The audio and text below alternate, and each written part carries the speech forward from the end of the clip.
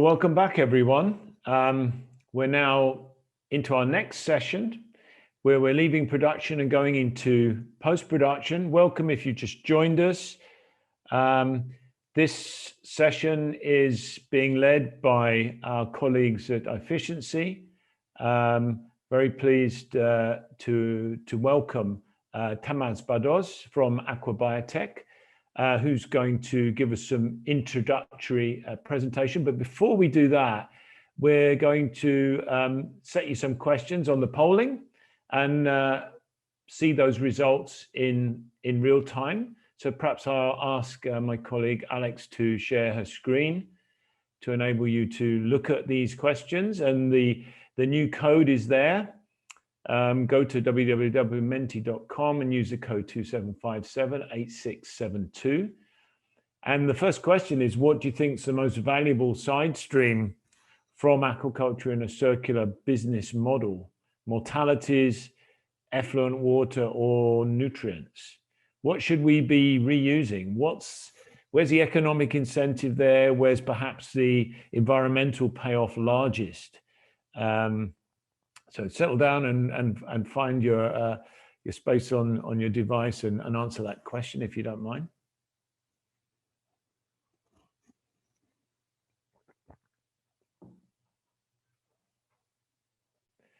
Okay. Time between nutrients and mortalities. The moment, of course, mortalities are often a rather large cost on aquaculture enterprises. Moving on to the next, what are the main burdens to reuse aquaculture waste?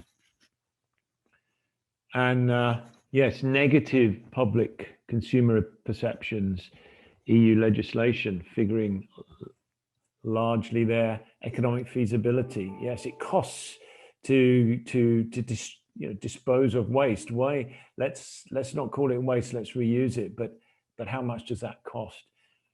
According to your understanding, is the reuse of discharges from aquaculture encouraged by the EU or national rules? Oh dear, some work to be done there, guys. Yeah, we need some positive incentives to really promote the circular economy. So I hope some of these issues inform Tamás's presentation, and he has a great panel that I'll let him introduce now. Thank you very much, Tamás. Thank you, Dave. I try to share my screen. Can you see my screen now? Yes.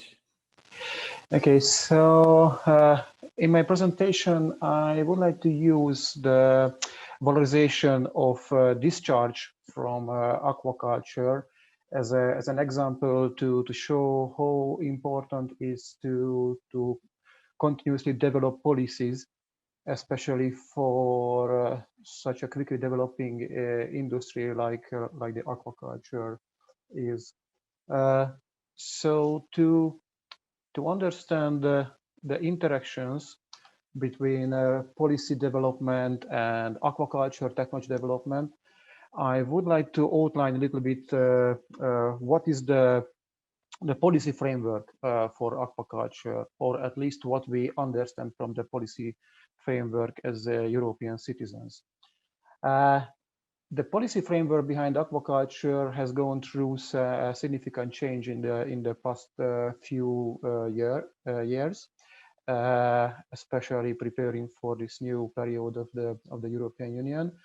And the previous policies, which are still in force, were streamlined in straightforward and complex strategies, which are based in the six priorities of the European Commission, amongst which one of the European Green Deal, what we have heard about a lot in the past months. And this is which has the biggest impact probably on the European aquaculture development, but the other priorities can be also important. Within the Green Deal, probably the most important area for the aquaculture is the farm to fork strategy, But the other strategies, other action plans like circular economy, the climate change adaptation, and the biodiversity strategy also have an impact on the aquaculture development. All these policies, strategies, and action plans integrates the needs of the aquaculture developments, which can be summarized or are summarized in an aquaculture policy by the European Commission, which has its clear objectives, where competitiveness is one of the key objectives. But to facilitate the green transition in the industry is also important, and consumer information is more and more in the center of our technology development, which needs a lot of innovation in the aquaculture sector. The Commission aquaculture policy also defined the tools how can we reach these objectives on a European level. The strategic guidelines has been mentioned already in the first session, which has just been published recently. And these are very important tools to support the national governments. How can they develop their national strategic plans to promote aquaculture? And based on this, how can they develop their operational programs to spend and use the funding ensured by the European Maritime Fisheries and Aquaculture Fund, or as we will know it more maybe, EMFAF is the short name. So this is the financial tool to implement and implement the strategies and reach the objectives. While the Horizon Europe program, which is the new research framework program of the European Union, will support the innovations in the industry. So this is the policy framework, but where we are with the technology developments on this field when we are talking about the discharge valorization. What we can see recently in the industry, what we can reuse and valorize from the discharge are the water, the organic particulate matter or sludge from the system, the dissolved nutrients, and in some cases where we use geothermal water for the production or for the temperature control, the heat also can be reused from the discharge. If we see the discharge reuse in a broader sense, we can distinguish three main type of discharge reuse. Aquaculture can use the discharge from the other industries, geothermal water reuse or excess heat from different energy production industries, a typical example for that. But treated community wastewater also can be used in aquaculture. We had some research on this in a European project as well.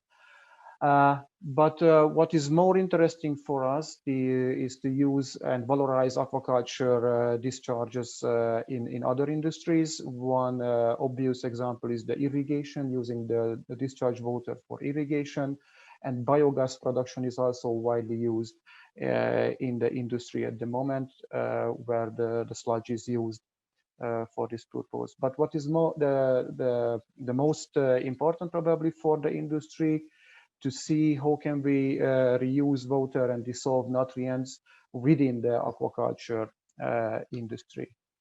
Of course, these possibilities are defined by the technologies.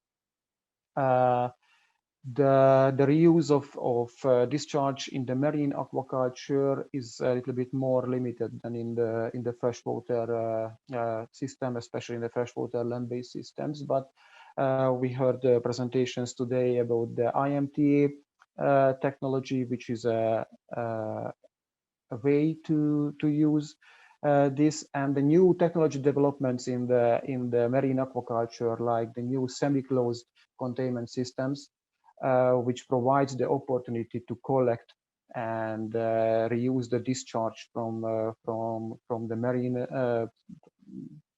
fish production. This also raise questions. How can we do this? Maybe our panelists will add some ideas on this.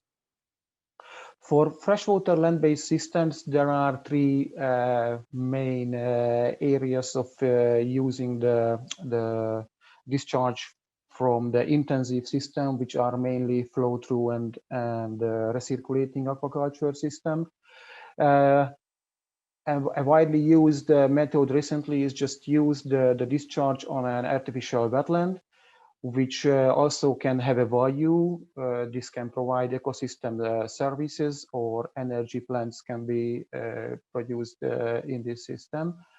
But there are ways to improve this reuse of discharge, and I think this will be the way of the future development and research to use this in extensive aquaculture system. I will talk more about this later.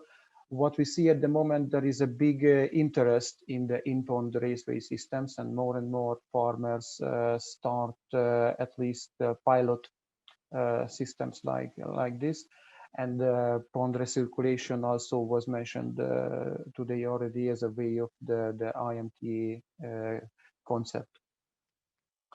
And there is a way to reuse the nutrients and discharge within the intensive system in the aquaponic systems.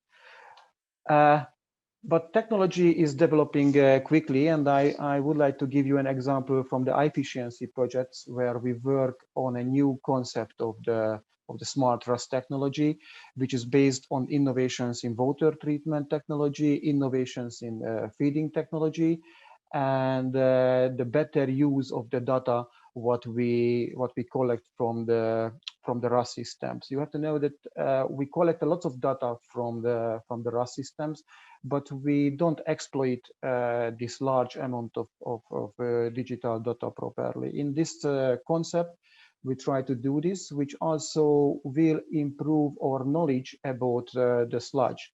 Using the predictive water quality modeling, we will have continuous information about the quality of the discharge what we have in the system, which can be used better and different purposes. Within the project, we research the opportunities to reuse this discharge for algae production, but in the future, the most obvious way would be to use this discharge in extensive and semi-intensive ponds. This type of combined systems can represent a real zero emission, zero discharge systems, and this will the development of this technology will contribute many activity objectives of the farm to fork strategy. I would just highlight one which is often neglected. This is that in this extensive ponds, the Chinese herbivores fish can represent a sustainable food, which also the most affordable, especially for people with a lower income, and it has a quite important market in some European countries. But of course, to develop these technologies, we still need further research and policy harmonization. For example, how can we reduce the fees of the water use if the water is reused? Animal health and especially biosecurity in intensive system is an important research area. What we have to further investigate to develop the reuse of the discharge, just like public health and safety issues of this technology. And of course, all of this technology has to be investigated from an environmental impact perspective as well. And life cycle assessment seems the best method for that. And all the information what we collect has to be provided for the consumer to inform them better about this technology. And through the policy development, we can achieve a better national and EU level regulation as well. And aquaponics, again, is a good example for this. As it was mentioned already today, the recent organic aquaculture standards does not allow aquaponic production, on-growing production. Hatchery and nursery production is possible in intensive system, but this is a good example how could more information and technology development support the review of regulations and policies. So my time is over, and thank you for your attention. I would move to our panel discussion, and we have three panelists in this section. Martina Ferreira from the GAIN project. She will introduce what are the contributions to the GAIN projects to this. Björgolfur Harvardsson is our colleague in the efficiency projects, but he is also managing a cluster of salmon producers in Norway, and he will talk about their perspective on this. And Paul Daniel Sindilariu is our advisory board member in efficiency, but also the production manager of the Tropenhaus Frutigen. So he's an active recirculating aquaculture producer, and he will share his thoughts about this issue from his perspective. I would like to ask first Martina to share her views with us.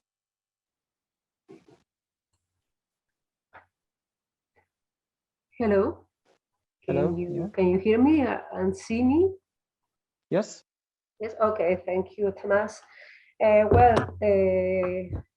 Roberto Pastres, who is the coordinator of the GAIN project, presented the basics of it at the beginning of the session. And GAIN aims as the first objective to provide technical and scientific knowledge on the boosting of circularity in aquaculture in order also to support policy development. And it's a project which provides a lot of examples of how technical advances and initiatives can clash with the current regulatory gaps and barriers. And this is true in particular for the reuse of aquaculture water.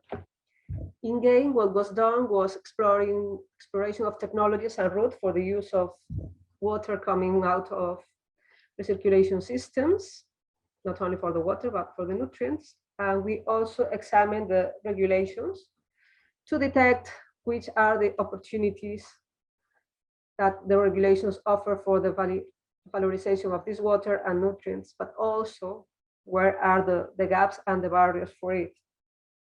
And if you next, please, Tomás. Yes.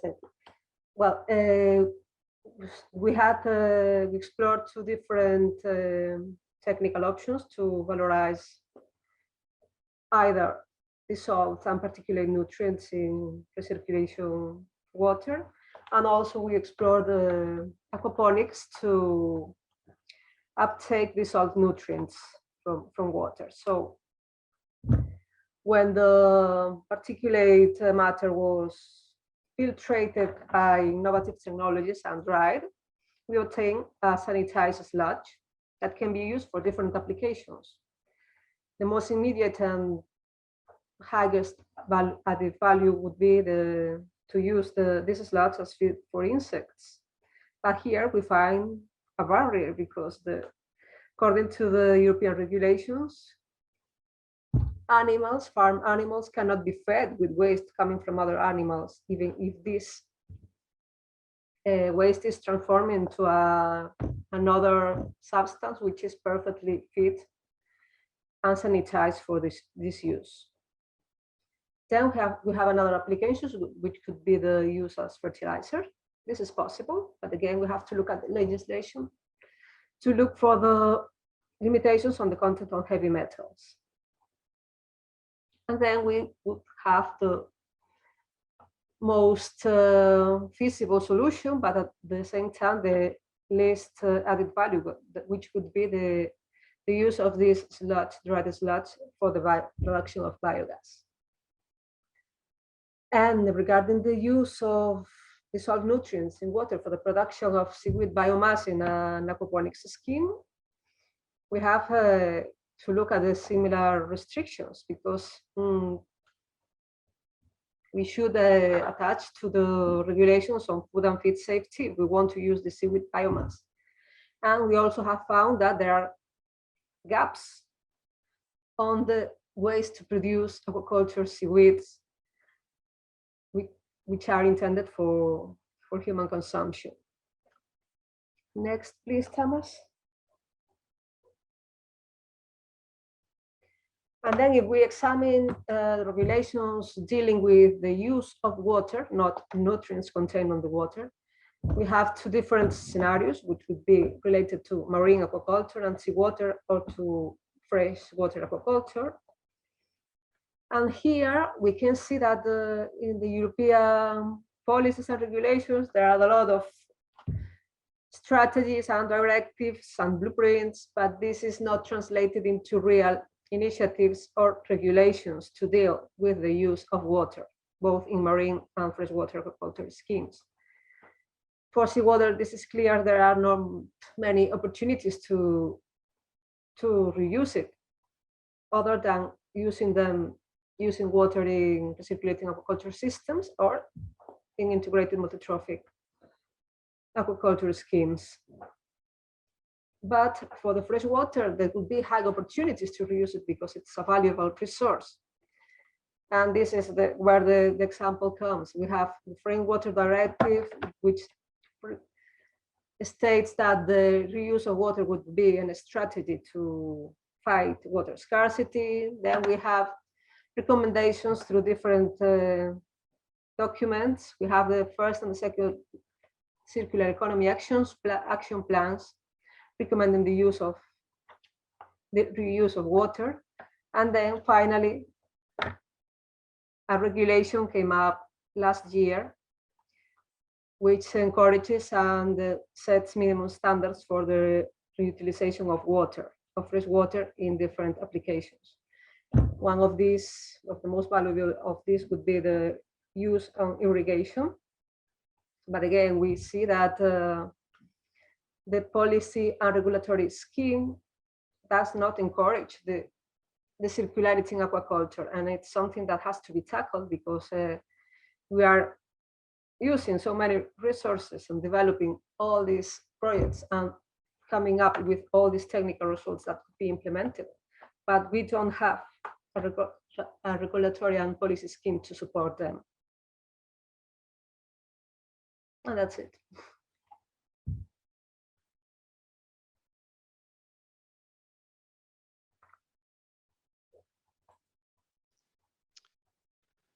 Good day, everybody. My name is Björgur Haursson, and I'm hailing from Bergen in Norway.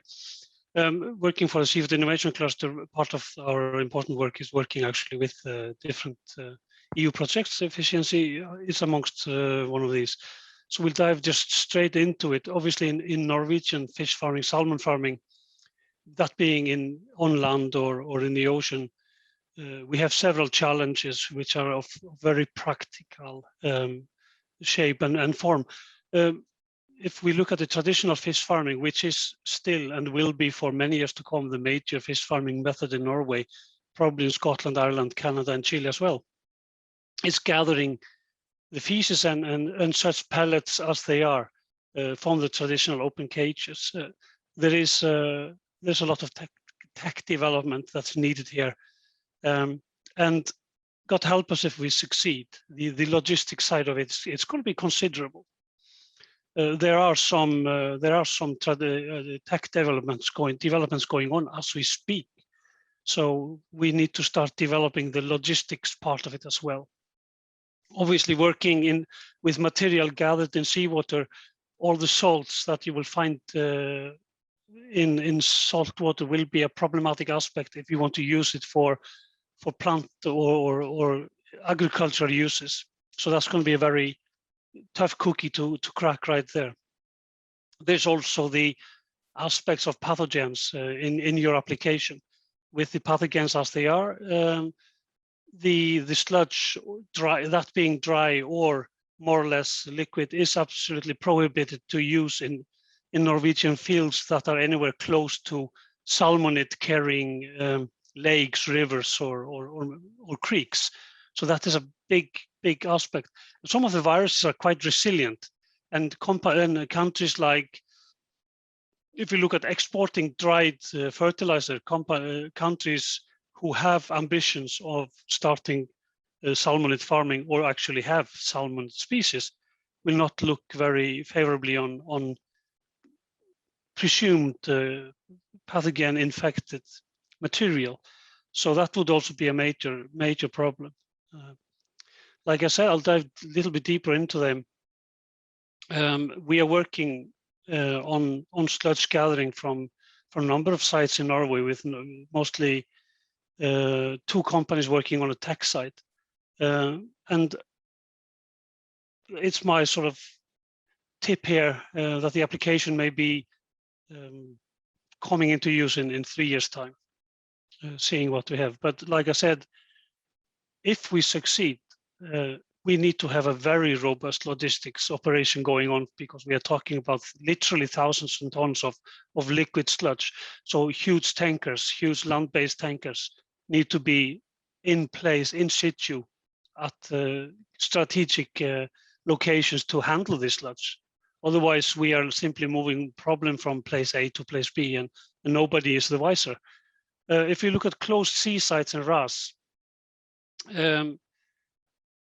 they are developing sites that are using more and more salt water, and that is obviously a major issue in the same vein as we've been talking about. And development within both traditional and novel methods shows that volumes of sludge are on the rise. So gathering will be quite a challenge. I mentioned salts. So in terms of all the sludge coming from marine-based farming, that has to be more or less non-agricultural applications. So if it's fermentation, that's one aspect. New concepts using very advanced fuel cell technology is being looked into, and there's actually a major project focusing on that. In a little bit longer terms, and now I'm going really out on a limb, and I'm thinking 25 to 45 years ahead, phosphate harvesting will be incredibly important. Not important, pardon my grammatics there. And we need to start working on that right now, because if we go to the end of the rope, we will be hung there. So we need to start working on gathering phosphate literally in a very, very short sort of time perspective. You don't want to run out of gas before you come to that place where you need to be. So let's take the next slide, Thomas. Thank you. Again, pathogens, and this is a major issue, because viruses are, many marine viruses live for quite prolonged times in sludge, in semi-humid conditions.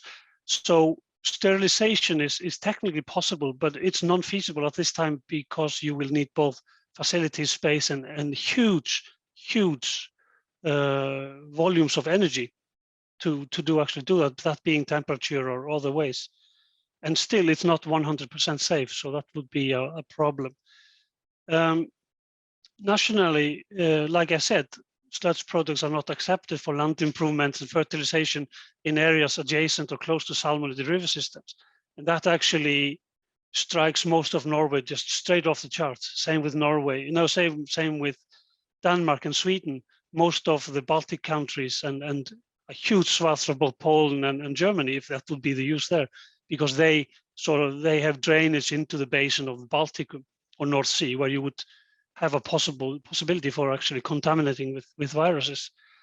Many territories, as I said, they would limit any application of biological material that may be contaminated, and I don't foresee that to change at any time soon. Even Chinese are studying which areas of Norway are ISA free, and you would need to certify your fish that the fish comes from ISA-free territories, so that you can actually transport it off that location.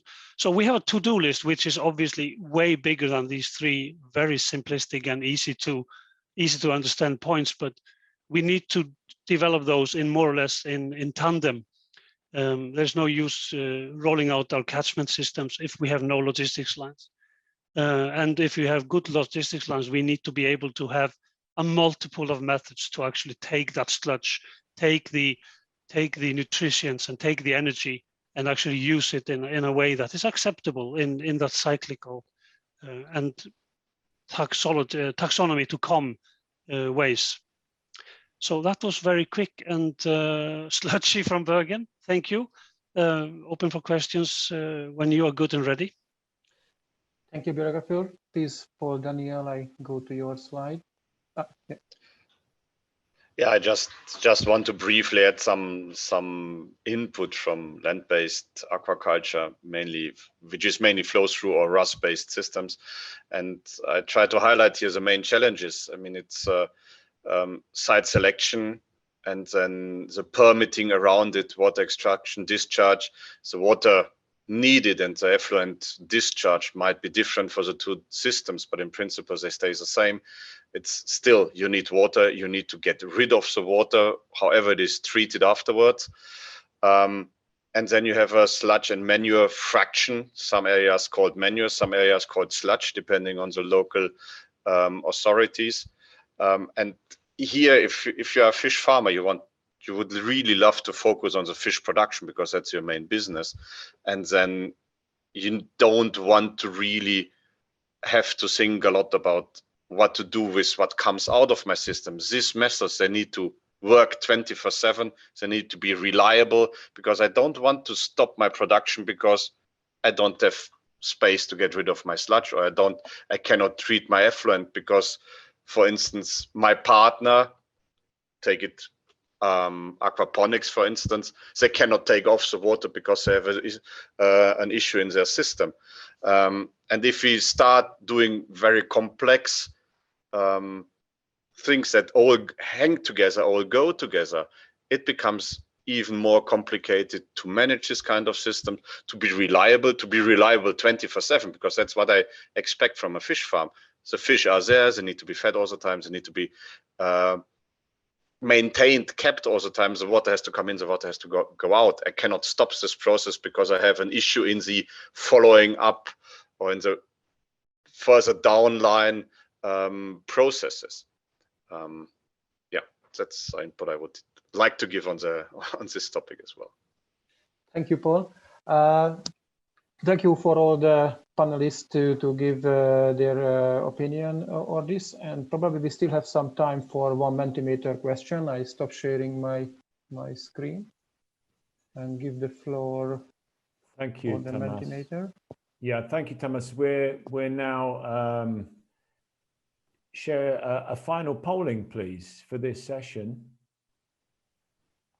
How could the EU, so the Mentimeter code there, how could the EU and the member states encourage the reuse of water, nutrients and sludge discharge from aquaculture the most? So what should the EU be doing going forward to encourage better reuse, to actualize the circular economy, essentially?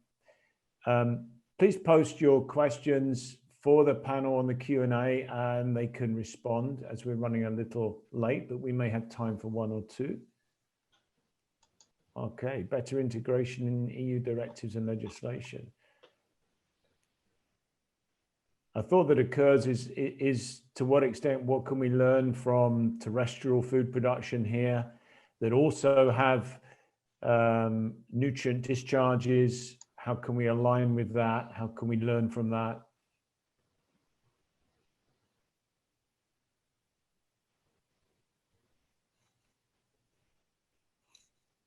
Thank you.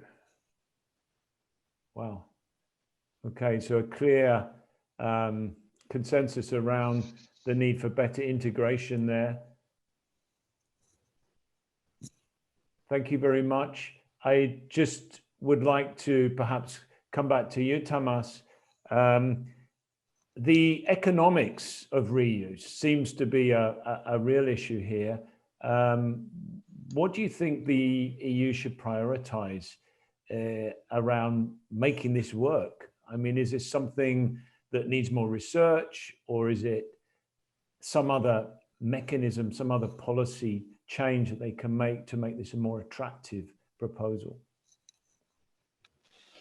I think it's not really an EU level task. It's more on the member states, and we could see this from the Mentimeter question as well. That many people think that the national regulations has to be improved on this field. And if we can have a national regulation which creates a better economic environment as well for the reuse of discharges, then it can help a lot on the economic feasibility. For example, just an example what I mentioned, in many countries, farmers have a quite high cost or because of the fees of the water what they use. If the water is reused and this cost can be reused, this is already a kind of economic incentive with what can encourage the development, but it's still not a direct incentive. It's still a regulatory framework improvement. Björnkoffer says that if the EU sets a pattern, then Norway will follow. And yet Norway seems to be leading on so much of the innovation in this space. In a sense, is it perhaps not the other way around, that when we've got better technology, then that incentivizes, that can bring down the costs and improve the cost effectiveness of these approaches? Before Yeah, I think with the tech development we see in Norway, it will bring the cost sort of within the range of possibilities. But there is a risk to develop a technology or methods into a unclear field of regulations, because suddenly you have a product perhaps or processes that are not qualified legally to actually be used in a meaningful way or the intended way. So we need some contribution from the legal environment in EU and obviously locally in Norway as well to don't end painting ourselves into a corner. And the cost is immense, and if people lose faith in this method because of something so banal as that could have impact many years ahead, where people actually lose faith in this and many other circularity processes that we desperately need to get in place very quickly. Yeah. So legally and directives, we need to get those more or less hand in hand, because this is completely new terrain. Even if we've been using manure from livestock for a couple of thousands of years, that simply doesn't apply to what we're doing in aquaculture, certainly. And I was intrigued by the raceway and pond type approaches. Paul Daniel, do you see that as members of FIAP really responding to? Do they see those opportunities, that's an approach that could really work for them? It would definitely work for a certain type of farmers, mainly those who having ponds in place to do that, to intensify, to diversify their production. What I see as quite a big challenge for many other producers is that at the moment we kind of have a very few degrees of freedom where we can develop new strategies, because it's the regulatory framework is already so much framed that we don't see any possibilities to develop new ideas, to even go a step further, because you have your aquaculture side or you want to build a new one, but then you have to think of, okay, do I have the ponds around that I can treat the water? And it becomes more and more complicated. But maybe the approach should be that I can disconnect these two production streams, that I have my aquaculture production one side and the off-take of my wastes, the circular approach another place. So it's just down to logistics, which we then have to focus to reduce the costs in this logistic part.